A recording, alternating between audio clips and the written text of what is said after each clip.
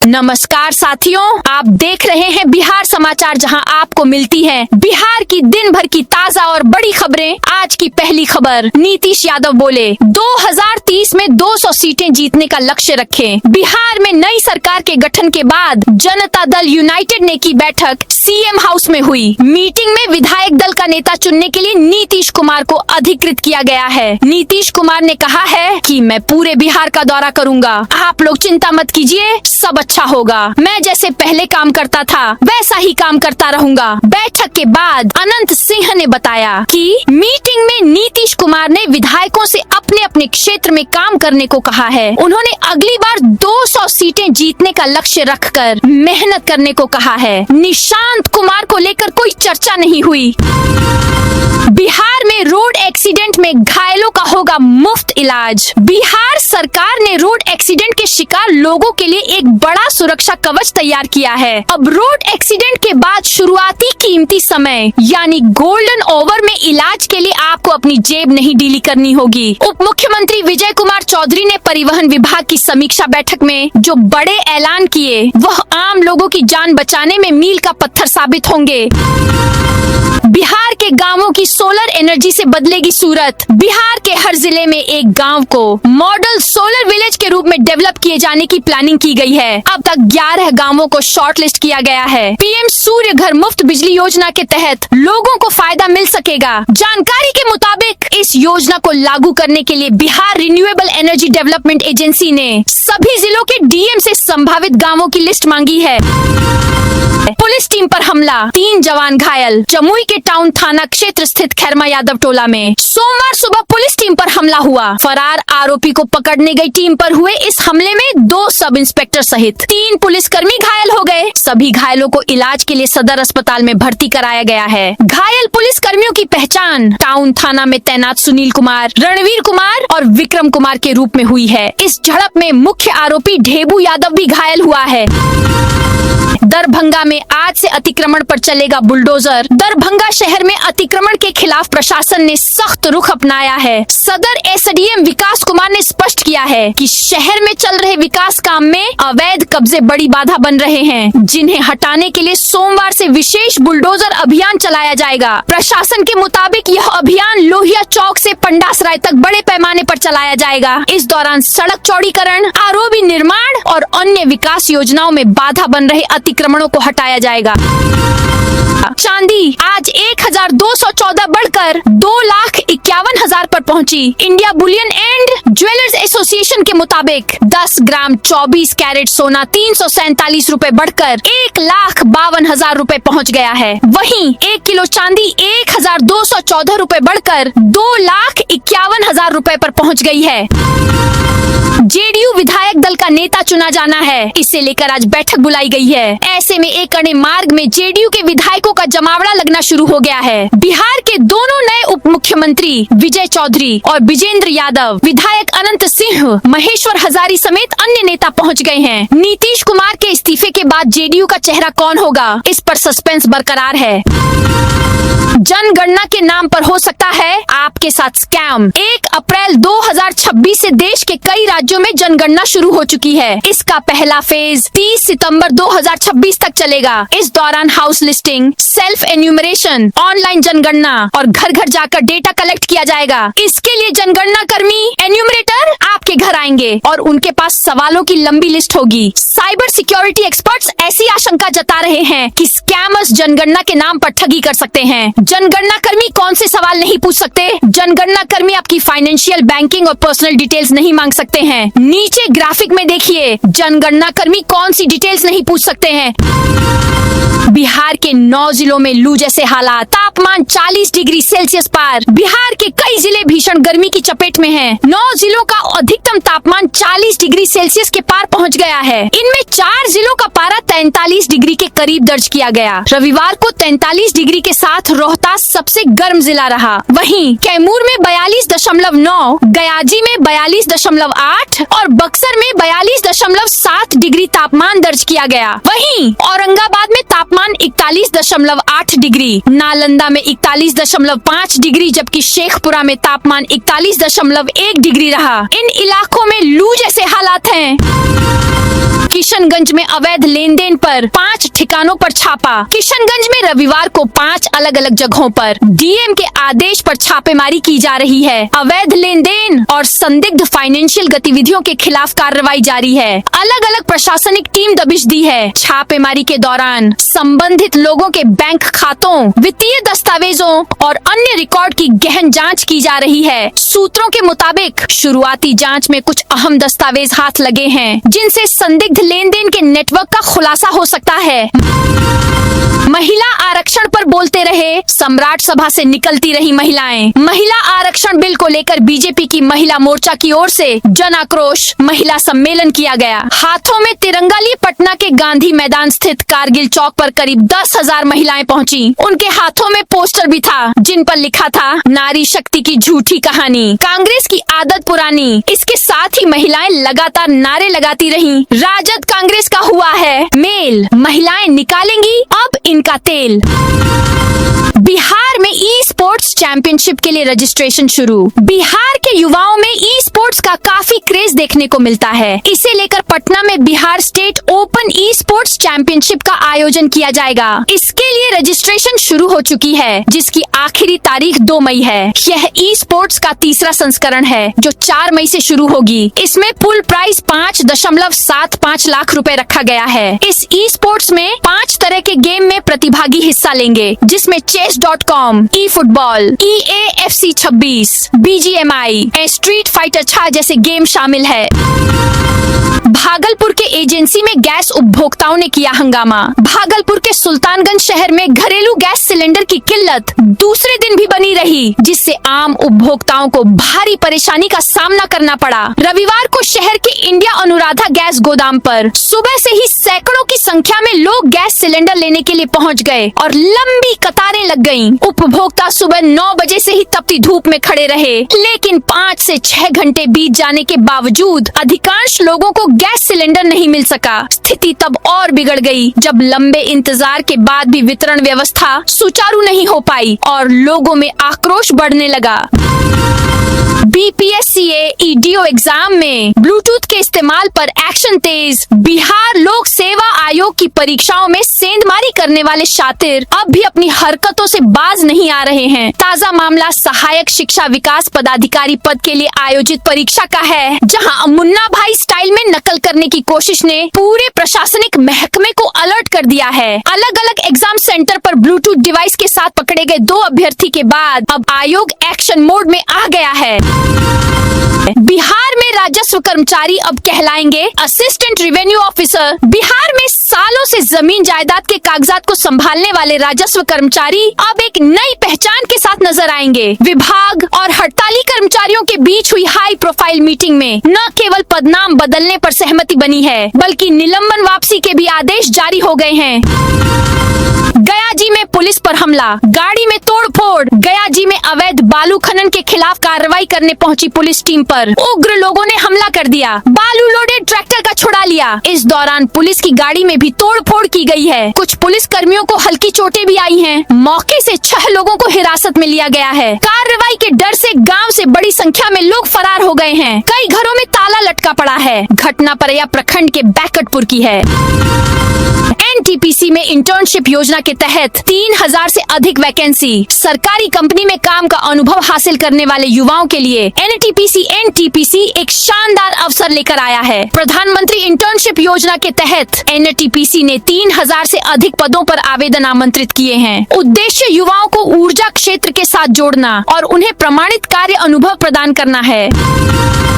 घरों से निकले गंदे पानी को लेकर बनेगी पॉलिसी। बिहार के घरों, दुकानों से निकलने वाले गंदे पानी का इस्तेमाल अब खेती बागवानी में किए जाएंगे। दरअसल सीवेज ट्रीटमेंट प्लांट STP के ट्रीटेड पानी के लिए नगर विकास एवं आवास विभाग द्वारा पॉलिसी बनाई जा रही है। इससे अब यह पानी न केवल नदियों में छोड़े जाएंगे, बल्कि पार्कों, सड़क किनारे पौधों, सरकारी परिसर के बगीचों में सिंचाई के लिए भी इस्तेमाल किए जाएंगे। वहीं सड़क सफाई, निर्माण कार्य, कार वॉशिंग आदि में भी इसे यूज किया जा सकता है।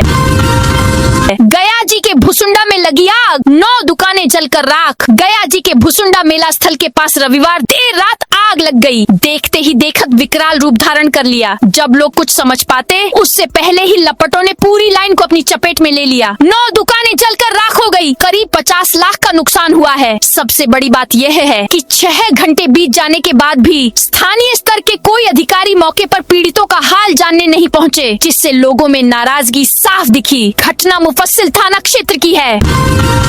पटना यूनिवर्सिटी में अब प्रशासनिक काम होगा पेपरलेस। पटना यूनिवर्सिटी में सभी प्रशासनिक काम को अब पेपरलेस करने का निर्णय लिया गया है। इसके लिए यूनिवर्सिटी की ओर से डिजिटलीकरण की तैयारी शुरू कर दी गई है। इस साल जून से पेपरलेस काम की शुरुआत हो सकती है। दरअसल 30 मार्च को तत्कालीन मुख्यमंत्री नीतीश कुमार ने नए प्रशासनिक और एकेडमिक भवन कला संकाय का उद्घाटन किया था। परशुराम जयंती महोत्सव में शामिल हुए विजय सिन्हा। बिहार के पूर्व डिप्टी सीएम विजय सिन्हा मुजफ्फरपुर पहुंचे। खबरा में अक्षय तृतीया और परशुराम जयंती पर आयोजित कार्यक्रम में शामिल हुए। आयोजनकर्ता और समर्थकों ने फूल मालाओं के साथ उनका भव्य अभिनंदन और सम्मान किया। इस मौके पर उन्होंने कहा कि राज्य निरंतर आगे बढ़े, यही मेरी कामना है। डबल इंजन की सरकार में भगवान परशुराम की कृपा से बिहार विकास की नई ऊंचाइयों को छुएगा। आपकी पुरानी साड़ियाँ लाएंगी किसी के चेहरे पर मुस्कान। भेजा जाएगा भुवनेश्वर इनसे बने दुल्हन के वस्त्र। आदिवासी विजन कर रही सहयोग समाज सेवा और महिला सशक्तिकरण को नई दिशा देने के उद्देश्य से inner wheel district 325 Bihar Jharkhand ने मदर्स डे पर साड़ी बैंक अभियान की शुरुआत की है। इस पहल से गयाजी में करीब 3000 साड़ियों का संग्रह किया जाएगा, जिन्हें डाक विभाग के माध्यम से कुरियर कर भुवनेश्वर भेजा जाएगा। पुलिस टीम पर बालू माफिया का हमला। परैया थाना क्षेत्र में अवैध बालू खनन के खिलाफ कार्रवाई करने पहुंची पुलिस टीम पर शनिवार देर रात जानलेवा हमला कर दिया गया। पहरा पंचायत के बैकटपुर गांव के पास मोरहर नदी तट पर पुलिस द्वारा बालू लदा ट्रैक्टर जब्त किए जाने के बाद उग्र ग्रामीणों और बालू माफियाओं ने पुलिस बल को घेर लिया। भीड़ ने न केवल जब्त ट्रैक्टर को जबरन छुड़ा लिया, बल्कि पुलिस वाहन को भी बुरी तरह क्षतिग्रस्त कर दिया। इस घटना में कई पुलिसकर्मी घायल हो गए। बाद में अतिरिक्त फोर्स बुलाई गई तो स्थिति नियंत्रण में आई। जलमग्न रहने वाला ताल खजूरी बना अंडा हब। 2 दशक पूर्व बिहार पड़ोसी राज्यों से अंडे आयात करने वाला राज्य था। आज सरकार की बेहतर तकनीक, प्रोत्साहन और सुरक्षा नीतियों के दम पर यह अंडा उत्पादन में सबसे तेज वृद्धि दर वाले टॉप 10 राज्यों में शुमार हो गया है। आत्मनिर्भरता की इस यात्रा का जीता जागता उदाहरण है मुजफ्फरपुर जिले के पश्चिमी क्षेत्र का ताल खजूरी। कभी सालों भर जलमग्न रहने वाला यह इलाका अब अंडा हब बन चुका है। ईरान से बातचीत के लिए अमेरिकी उपराष्ट्रपति पाकिस्तान रवाना। ईरान से बातचीत के लिए अमेरिकी उपराष्ट्रपति जेडी वेंस पाकिस्तान रवाना हो गए हैं। बीबीसी की एक रिपोर्ट में इसकी पुष्टि की गई है। इससे पहले राष्ट्रपति ट्रंप ने न्यूयॉर्क पोस्ट से बातचीत में कहा था कि वेंस पाकिस्तान नहीं जा रहे हैं। वेंस ने 11 से 12 अप्रैल को ईरान से बातचीत में अमेरिकी डेलीगेशन का नेतृत्व किया था। बातचीत करीब 21 घंटे चली थी, लेकिन कोई समझौता नहीं हो पाया था। दोनों देशों के बीच ईरान के परमाणु कार्यक्रम और हॉर्मुज स्ट्रेट पर कंट्रोल को लेकर मतभेद हैं।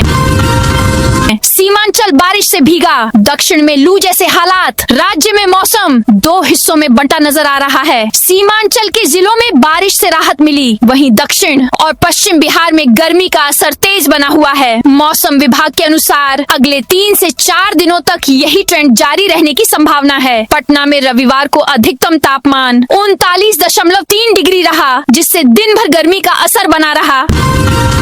वित्तीय अनुशासन को लेकर नगर निगम का आदेश। शहर के सभी वार्डों में पार्षद योजना 1-1 करोड़ की का काम पूरा होने के बाद ही नए कार्य होंगे। नगर निगम प्रशासन ने वित्तीय अनुशासन बनाए रखने के लिए यह आदेश जारी किया है। निगम द्वारा अपने 6 प्रमंडलों के माध्यम से सभी 75 वार्डों में लोक कल्याण के कार्य कराए जाते हैं। वर्ष 2021 से हर वार्ड में पार्षद योजना के तहत प्रतिवर्ष 1 करोड़ रुपए की संरचनात्मक विकास योजनाएं चलाई जा रही हैं। नगर आयुक्त ने स्पष्ट निर्देश दिया है कि सबसे पहले 1 करोड़ की योजनाओं को प्राथमिकता के आधार पर निगम मद से पूरा कराया जाए। सभी अस्पतालों में फायर ऑडिट होगा। तेज गर्मी के साथ बढ़ते अगलगी के मामलों को देखते हुए पटना जिले के सभी सरकारी अस्पतालों में अलर्ट जारी कर दिया गया है। प्राथमिक स्वास्थ्य केंद्र, पीएचसी, सामुदायिक स्वास्थ्य केंद्र, सीएचसी और अनुमंडलीय अस्पतालों में फायर ऑडिट कराने का फैसला लिया गया है। बिहार के राज्यपाल सैयद अता हसनैन ने रविवार को पर्यावरण को लेकर चर्चा की। उन्होंने प्लास्टिक इस्तेमाल पर चिंता जताई। कहा कि जब मैं लाइन ऑफ कंट्रोल पर तैनात था तो वहाँ प्लास्टिक को लेकर बेहद सख्त नियम थे। अगर कहीं प्लास्टिक का टुकड़ा भी दिख जाता था तो मैं संबंधित जवान की छुट्टी रोक देता था। राज्यपाल ने करीब 40 साल तक सेना में सेवा दी है। 2 परिवारों के विवाद से स्कूल का रास्ता बंद। गोपालगंज में 2 परिवारों के पुराने विवाद के कारण स्कूल जाने का रास्ता बंद हो गया। घटना गोपालगंज जिले के सदर प्रखंड के कर्रिया गांव में इंदिरा आवास प्राथमिक विद्यालय की है। इससे स्कूल में पढ़ाई लिखाई प्रभावित हुई है। नाराज स्कूली बच्चों और ग्रामीणों ने कर्रिया गांव के सामने बेतिया जाने वाली मेन रोड को जाम कर दिया। आक्रोशित बच्चे और ग्रामीण प्रशासन से तुरंत मामले में आकर रास्ता खुलवाने की मांग कर रहे थे। लग्जरी गाड़ी छोड़ बैलगाड़ी पर चढ़े जेडीयू विधायक। आज के आधुनिक युग में जहां शादियों का मतलब ऊंची चमक धमक, महंगी गाड़ियां और लाखों का दिखावा है, वहीं बेगूसराय से एक ऐसी तस्वीर सामने आई है जिसने सबका ध्यान अपनी ओर खींच लिया है। छौड़ाही प्रखंड में एक ऐसी बारात निकली जिसमें न तो गाड़ियों का शोर था और न ही पेट्रोल डीजल का धुआं। यहाँ दूल्हा अपनी दुल्हनिया लेने किसी ऑडी या मर्सिडीज में नहीं बल्कि पूर्वजों की याद दिलाने वाली सजी धजी बैलगाड़ी पर सवार होकर निकला।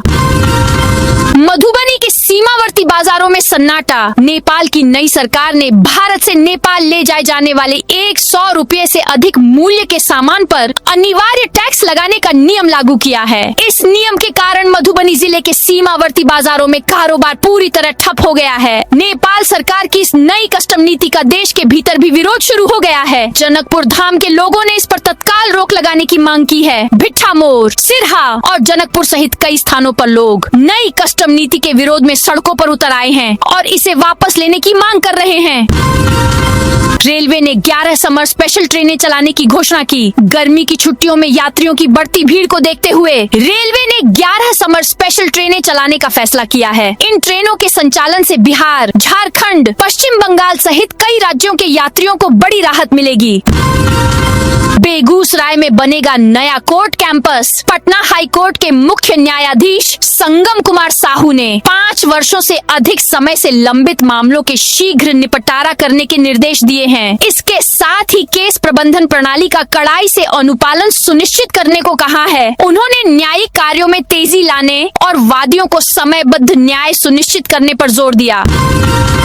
महिला रोजगार योजना, दूसरी किस्त का रास्ता साफ। मुख्यमंत्री महिला रोजगार योजना को लेकर जिले की लाखों महिलाओं के लिए राहत भरी खबर है। स्वरोजगार शुरू कर चुकी पात्र महिलाओं को अब जल्द ही दूसरी किस्त का पैसा मिलेगा। बिहार ग्रामीण जीविकोपार्जन प्रोत्साहन समिति ने सभी जिला परियोजना इकाइयों को इस मद में निर्देश जारी कर दिए हैं। 20 अप्रैल अंतिम तिथि है। सक्षम अभ्यर्थी अपना आवश्यक दस्तावेज जमा कर सकते हैं।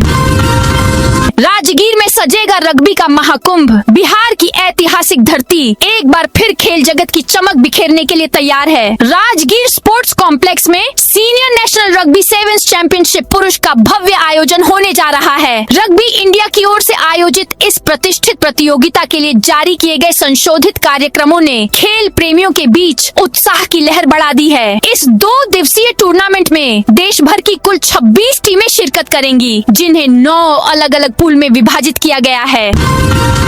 नालंदा में सुरक्षा कर्मियों की बम्पर बहाली। नालंदा में युवाओं के लिए रोजगार का सुनहरा अवसर सामने आया है। बिहार सरकार के युवा रोजगार एवं कौशल विकास विभाग की ओर से जॉब कैंप का आयोजन किया जा रहा है। Agile security force private limited Hyderabad के माध्यम से कुल 250 पदों के लिए विज्ञप्ति जारी की गई है। इन पदों के लिए 10 अलग अलग प्रखंडों में आगामी 27 अप्रैल से 11 मई 2026 तक विशेष जॉब कैंप सह पंजीकरण शिविर का आयोजन किया जाएगा। सीएम सम्राट चौधरी ने बाबा बैद्यनाथ मंदिर में रुद्राभिषेक किया। मुख्यमंत्री सम्राट चौधरी रविवार को देवघर स्थित बाबा बैद्यनाथ मंदिर में रुद्राभिषेक किया। रुद्राभिषेक के दौरान उनके साथ सलाहकार सूबेदार दीपक कुमार भी मौजूद थे। करीब 1 घंटे की पूजा करने के दौरान वहां लोगों की भीड़ जमा हो गई। कई लोग सम्राट की फोटो लेते दिखे। पत्रकारों ने उनसे बात करने की कोशिश की, जिस पर सम्राट ने सिर्फ इतना कहा, बिहार की प्रगति और उन्नति के लिए पूजा करने आए थे। बिजली विभाग ने दरभंगा के 1400 घरों का सर्वे किया। दरभंगा में उपभोक्ताओं को सौर ऊर्जा से जोड़ने और उन्हें आर्थिक रूप से सहयोग देने के उद्देश्य से जिलाधिकारी कौशल कुमार के निर्देश पर कल लहेरियासराय स्थित ऑडिटोरियम में विशेष बैंक आरण कैंप का आयोजन किया जाएगा। इस कैंप में इच्छुक लाभुकों को सोलर पैनल स्थापना के लिए आसानी से आरण उपलब्ध कराया जाएगा, ताकि वे शीघ्र ही योजना का लाभ उठा सकें। जिलाधिकारी ने बताया कि इच्छुक उपभोक्ता पीएम सूर्य घर मुफ्त बिजली योजना के पोर्टल पर ऑनलाइन आवेदन कर सकते हैं। आवेदन के लिए आधार संख्या और बिजली बिल आवश्यक होगा। उन्होंने संबंधित अधिकारियों को निर्देश दिया कि अधिक से अधिक लोगों को इस योजना से जोड़ने के लिए सक्रिय प्रयास करें। विराट और अनुष्का संत प्रेमानंद से मिलने पहुंचे। क्रिकेटर विराट कोहली और उनकी पत्नी अभिनेत्री अनुष्का शर्मा सोमवार को वृंदावन पहुंचे। दोनों ने अक्षय तृतीया पर्व पर अपने गुरु संत प्रेमानंद महाराज के दर्शन किए और उनका आशीर्वाद लिया। इस दौरान उन्होंने संत प्रेमानंद महाराज का सत्संग भी सुना। दोनों ने आश्रम में निजी रूप से एकांतिक वार्तालाप भी किया। आश्रम द्वारा जारी वीडियो में विराट और अनुष्का भक्तों के बीच शांत भाव से बैठे नजर आए। दोनों ने बाबा के प्रवचन को ध्यान पूर्वक सुना।